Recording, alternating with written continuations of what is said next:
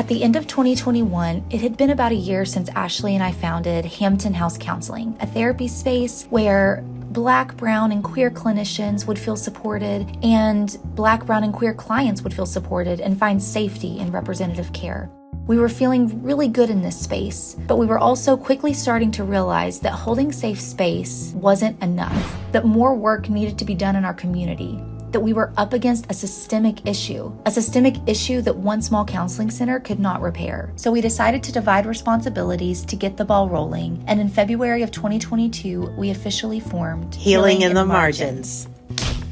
So it turns out you do need a few things besides a need, passion, and determination. You need a thing called board of directors.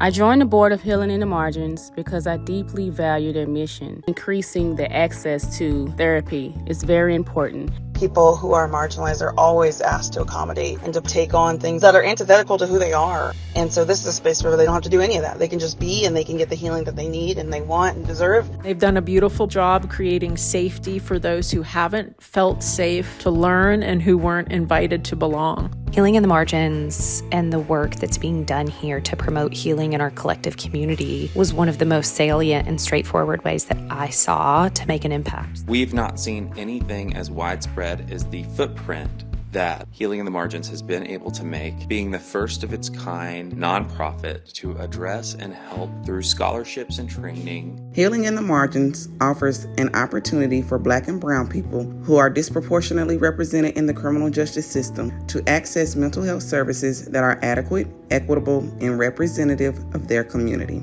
Thank you, Healing in the Margins, for the beautiful work that you continue to do. Thank you for making sure that we have outcomes that we desire and not those that eliminate us all having the option to thrive. The next thing that we have to have is funding. A group of allied clinicians joined alongside us to create an event called the Healer Give Back. And it was this event that enabled us to officially launch the Healing in the Margins Therapy Fund. As a queer therapist working with many queer clients, I firsthand see the impact of Healing in the Margins. For myself and the team at Trauma Therapy of Nashville, we believe it is essential to support organizations like Healing in the Margins. These efforts enrich the therapeutic community here in Nashville, and that's something we should all join together in. It's so exciting getting to see our ideas and our programs come to life. Having this therapy fund led us to being able to create Rooted and Free, our youth initiative, where we're able to provide group therapy for BIPOC and queer youth across Middle Tennessee. They continue to address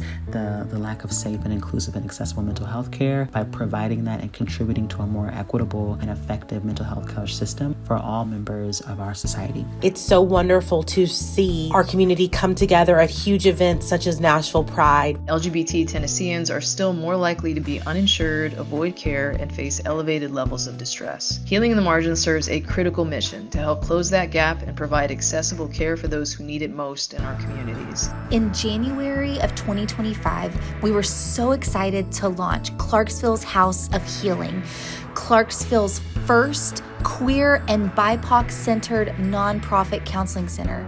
We provide highly skilled, trained, trauma-informed, accessible therapy for our Clarksville community. In 2025, we launched Healing in the Margins Professional Clinical Association, a collective of culturally responsive providers across the state of Tennessee.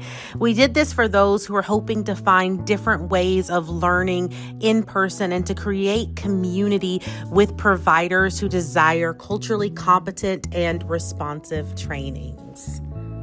You know, it hasn't been easy.